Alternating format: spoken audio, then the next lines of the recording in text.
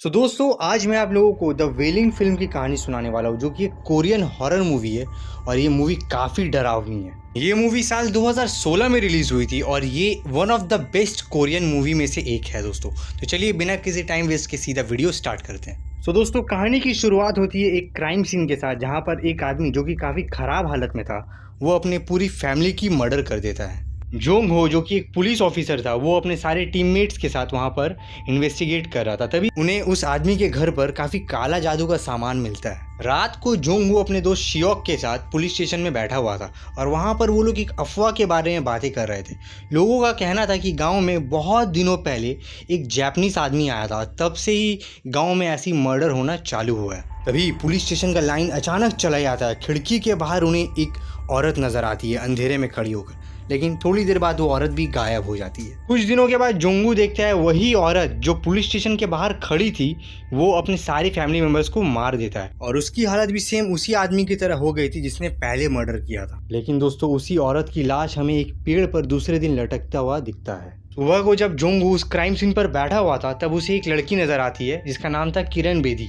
किरण बेदी जोंगू को बताती है कि इस सारे घटना के पीछे वो जापानीज आदमी है और वो जापानीज आदमी एक भूत है, भूत। लेकिन इससे पहले जोंगू अपने दोस्त को कॉल करके ये बताता कि मुझे एक गवाह मिला है, वो लड़की गायब हो जाती है। तभी जोंगू को घर के पीछे में वही जापानीज आदमी खड़ा नजर आता है, सिर्फ एक डायपर में, और वो एक हिरन का खून पी रहा था। तभी वो जापानीज आदमी जोंगू के ऊपर हमला कर देता है और जोंगू हड़बड़ा कर अपनी नींद से उठता है। लेकिन दोस्तों ये असलियत था या एक सपना, ये राज भी उसी के साथ चला गया। उस दिन जोंगू की बेटी सूजिन का तबीयत काफ़ी ख़राब था, इसीलिए वो स्कूल भी नहीं गई थी। यहाँ पर जोंगू और उसका दोस्त शियोक दोनों मिलकर एक हंटर से बात करते हैं जो ये दावा कर रहा था कि उसने उस जापानीज आदमी को देखा था। जोंगू और शियोक जंगलों में उस हंटर के साथ जाता तो है लेकिन उस हंटर के बम में दम नहीं था, वो आधा रास्ता दिखाकर भाग रहा था। तभी उसके ऊपर बिजली गिर आता है और जोंगू और शियोक उसे हॉस्पिटल लेकर आते हैं। हॉस्पिटल में जोंगू उसी आदमी को देखता है जिसने पहला मर्डर किया था। उसकी हालत और भी बदतर हो चुकी थी, उसके बदन में पूरा रैशेस था और वो खून की उल्टियां करते करते मारा जाता है। रात को जब जोंगू घर वापस आता है तो वो देखता है उसकी बेटी को भी नाइटमेयर्स आ रहे हैं और दूसरी सुबह वो मछली खा रही थी जो कि वो एक्चुअल में कभी खाती भी नहीं थी। जोंगू की सासू माँ उसे बताता है कि तेरी बेटी के ऊपर किसी चीज़ का साया है, हमें किसी बाबा को दिखाना होगा। उसी सुबह जोंगू अपने दोस्त शियोक के साथ उसके भांजे को लेकर, जो कि एक प्रीस्ट था और उसे जापानीज भी आती थी, तो उसे एज अ ट्रांसलेटर उस जापानीज आदमी के घर निकल पड़ा उसे ढूंढने के लिए। वहाँ पहुँचकर वो लोग देखते हैं कि वो जापानीज आदमी अपने घर पर नहीं है, था तो सिर्फ उसका एक कुत्ता। वो लोग यहाँ वहाँ सारी चीज़ें एकदम छानबीन कर रहे थे। तभी शियोक को एक कमरे में सारे मरे हुए लोगों की तस्वीरें और उनका काफ़ी सारा सामान मिलता है, लाइक जूता, पर्स। तभी वहाँ पर वो जापानीज आदमी आ जाता है और वो लोग डर के मारे वहाँ से चुपचाप निकल जाते हैं। जब वो लोग घर वापस जा रहे थे तब रास्ते में शियोक जोंगू को उसका बेटी का जूता दिखाता है जो उसे उस जापानीज आदमी के घर से मिला था। शियोक जोंगू को बताता है कि कहीं ना कहीं ये जापानीज आदमी सारे मर्डर्स के पीछे है। घर जाकर जोंगू अपने बेटी को उसका जूता दिखाता है और उस जापानीज आदमी के बारे में पूछता है, लेकिन उसकी बेटी उसे कुछ नहीं बताती। तो रात को जोंगू सबके सोने के बाद चुपचाप अपने बेटी के कमरे में घुसता है और वो उसका नोटबुक चेक कर रहा था जहाँ पर काफ़ी स्केरी ड्राइंग्स बने हुए थे और उसे अपने बेटी के बदन में भी वो सेम रैशेस दिखता है जो उन सारे मरे हुए लोगों के बदन में था। लेकिन तभी ह्यूजिन जाग जाती है और वो अपने बाप को ऐसा बता रही थी कि वो काफ़ी बदतमीज आदमी है। लेकिन गाइस हम सभी को पता है कि जोंगू सिर्फ अपना बेटी का भला ही चाहता है। जोंगू की सासू माँ उसे बताती कि जरूर घर में किसी न किसी आत्मा का साया है, उसे ऐसा एक तांत्रिक ने कहा है। दूसरी सुबह जोंगू फिर से शियोक के भांजे के साथ उस जापानीज आदमी के घर में जाता है, लेकिन इस बार जोंगू को वहाँ पर किसी भी मरे हुए लोगों की फोटोग्राफ्स वगैरह नहीं मिलती है। जोंगू काफ़ी गुस्से में था, वो उस जापानीज आदमी का सारा घर में तोड़फोड़ लगा देता है, उसके कुत्ते को भी मार देता है और उसे धमकी देता है कि तू यहाँ से नहीं गया तो मैं तुझे मार दूंगा। लेकिन दोस्तों दूसरे दिन जोंगू की अपनी हालत खुद काफ़ी ख़राब हो गई थी, वो सही से खड़ा भी नहीं हो पा रहा था, तो उसे हॉस्पिटल लाया गया। सूजिन यहाँ पर अपने घर में अपने नेबर के साथ थी, लेकिन जब जोंगू हॉस्पिटल से घर वापस आता है वो देखता है कि सूजिन ने उस नेबर को मार दिया है। तब वहाँ पर पुलिस वगैरह सब आते हैं। जोंगू अपने दोस्त शियोक के साथ बैठा हुआ था और शियोक उसे बताता है कि यार मेरा भी हालत कुछ ऐसा ही है, मुझे भी काफ़ी अजीबोगरीब सपने आ रहे हैं। दूसरे दिन DJ Baba is in the house. वो आते ही साथ समझ जाते हैं कि इस घर में कुछ ना कुछ है। उसे एक सोया सॉस के डिब्बे में एक मरा हुआ कौवा मिलता है। डीजे बाबा उसे पूछता है कि क्या तुमने किसी ऐसे आदमी को डिस्टर्ब किया जिसे तुम्हें नहीं करना चाहिए था। तब जोंगू उसे उस जापानीज आदमी के बारे में बताता है, तो वहाँ पर डीजे बाबा इमीडिएटली समझ जाते हैं कि साला ये मेरा शक सही था। डीजे बाबा जोंगू को बताता है कि वो आदमी कोई एक इंसान नहीं बल्कि एक शैतान है। डीजे बाबा जोंगू को बताता है कि तुम्हारी बेटी को बचाने का एक ही तरीका है, उस शैतान को मारना होगा। कल मैं एक रिचुअल करूंगा जिसमें काफ़ी खतरा है, तो तुम्हारा पाक होना बहुत ज़रूरी है।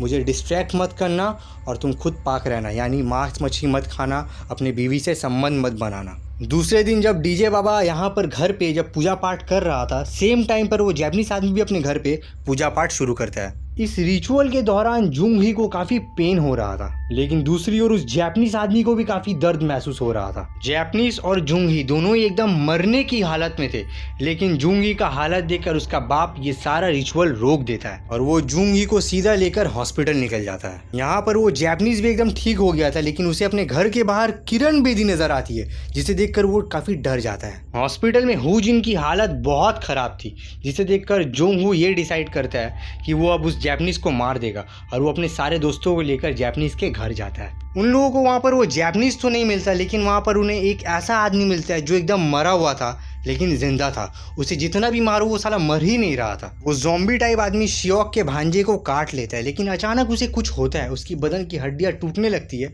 और वो मारा जाता है। लेकिन इन सब के बीच वो जापानीज आदमी चपनी में भाग जाता है। हताश होकर वो लोग जब घर वापस आ रहे थे तब उनकी कार किसी से टकराती है और ये कोई और नहीं, वो जापानीज ही था। वो लोग उस जापानीज को मरा हुआ सोचकर ब्रिज से फेंक देते हैं और वहाँ जंगल में पीछे से किरण बेदी ये सब कुछ देख रही थी। हॉस्पिटल आकर जोंग हू देखता है कि उसकी बेटी ह्यूजिन अब एकदम ठीक हो चुकी है। वो लोग उसे लेकर घर वापस आ जाते हैं, लेकिन दूसरी ओर शियोक के भांजे को ये पता चलता है कि उसके चाचा ने हर किसी को मार दिया अपने घर में और खुद भी मर गया है। दोस्तों, अगर वो जापानीज मर गया है तो फिर अब ये सब कौन कर रहा है? यहाँ पर हम डीजे बाबा को देखते हैं जो कि बार बार जोंग हू को कॉल कर रहा था, लेकिन वो फोन नहीं उठा रहा था। मजबूरी में डीजे बाबा को जोंग हू के घर पे आना पड़ता है, लेकिन घर के बाहर उसे एक लड़की नजर आती है। वो लड़की कोई और नहीं, किरण बेदी थी। किरण बेदी को देखते ही डीजे बाबा के नाक मुंह से खून की उल्टियां निकल रही थी और वो गाड़ी लेकर वहां से भाग जाता है। डीजे बाबा अपना बोरिया बिस्तर बांधकर शहर छोड़ने की तैयारी कर रहा था और यहाँ पर जोंग हू डीजे बाबा का सारा मिस कॉल देखकर उसके घर पे आता है, लेकिन वहाँ पर कोई नहीं था। तभी डीजे बाबा का कॉल आता है जोंगू के पास और डीजे बाबा जोंगू को बताता है कि तुम कुछ भी करना, लेकिन अपने बेटी के पास ही रहना। हमने जिस आदमी को मारा वो जापानीज, वो एक अच्छा आदमी था, बुरा तो वो किरण बेदी है। गांव में सारे मर्डर्स के पीछे किरण बेदी थी। वो जापानीज उसे रोकना चाहता था। तुम अपने बेटी के पास जाओ। जब जोंगू अपने घर वापस जाता है तो वहाँ पर उसे ह्यूजिन नज़र नहीं आ रही थी। वो घर पे सबको उठाता है, बोलते हैं ह्यूजिन को ढूंढो, और वो खुद ह्यूजिन को ढूंढने के लिए बाहर निकलता है। बाहर उसे किरण बेदी खड़ी हुई मिलती है जो कि बोलती है कि तुम्हारा बेटी काफ़ी खतरे में है, घर पर मत जाना वरना वो सबको मार देगी। किरण बेदी बताती है कि वो जापानीज एक शैतान है, मैंने उसके लिए एक ट्रैप बिछाया है, तुम अंदर मत जाना वरना सब खत्म हो जाएगा। लेकिन उसे डीजे बाबा फिर से कॉल करके बोलता है कि तुम घर पे जाओ अपने बेटी के पास।